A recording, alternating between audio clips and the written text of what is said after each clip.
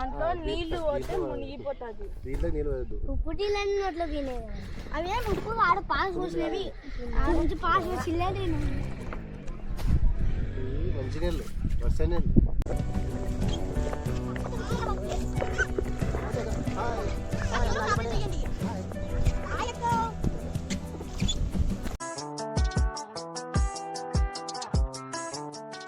Full video చూడాలనుకుంటే డిస్క్రిప్షన్లో link post చేశాను.